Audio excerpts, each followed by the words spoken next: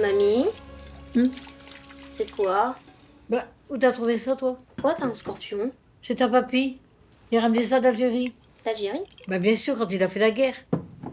Donc le film a été une entreprise assez longue parce que ça raconte mon histoire personnelle et donc il y a eu comme c'est raconté dans le film, il y a eu beaucoup de tentatives de mettre en route ce projet. Au final, c'était plus des problématiques qui étaient inhérentes au sujet et à mon propre déni par rapport à la question de la guerre d'Algérie et à mon rapport avec mon grand-père que vraiment des problèmes de production, de monter une production de film. Mon grand-père a fait la guerre d'Algérie.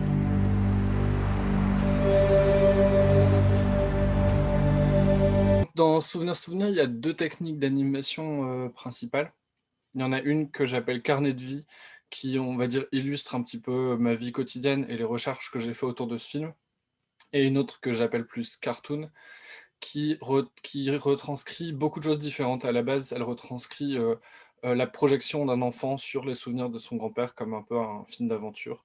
Puis, quand, un peu plus tard, la personne qui imagine ces images devient adolescent, c'est plus dans un univers un peu punk, mais en gardant les mêmes designs en fait.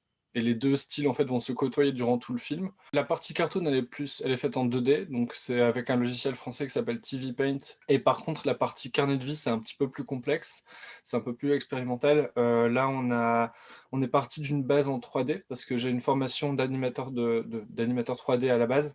Donc, on a fait une base de modèles de personnages qu'on a ensuite découpés.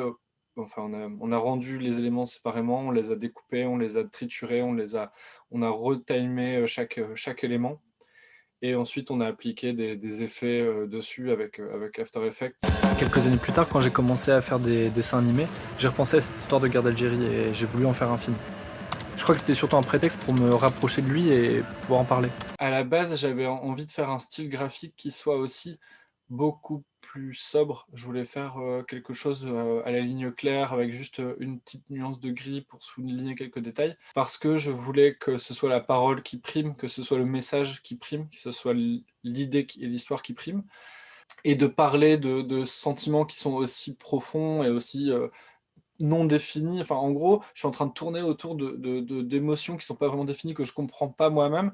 Donc, de parler de tout ça, j'étais pas sûr de pouvoir vraiment le communiquer au spectateur.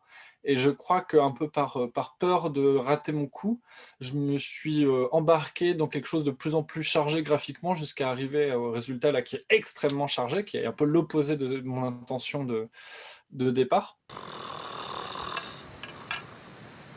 Tu sais, non, c'était pas vraiment une guerre. On disait plutôt opération de pacification. Quand il a commencé à avoir une belle carrière à l'étranger, j'ai parlé avec plusieurs sélectionneurs de festivals en leur disant mais qu'est-ce qui vous intéresse dans le film? Est-ce que ça vous fait pas peur que ce soit aussi bavard, etc. Et leur réponse, que ce soit des sélectionneurs russes, américains, des Balkans ou de je sais pas où, à peu près tout le monde avait la même réponse, c'est-à-dire on a les mêmes histoires chez nous, on a les mêmes problématiques chez nous et on retrouve les mêmes enjeux de mémoire par rapport, pas forcément même par rapport à des conflits, mais par rapport à toutes sortes de choses.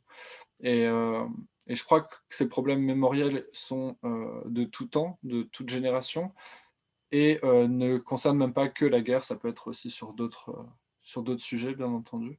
Ils sont à la retraite, ils sont tranquilles et moi j'ai un gratté sans oser poser les bonnes questions.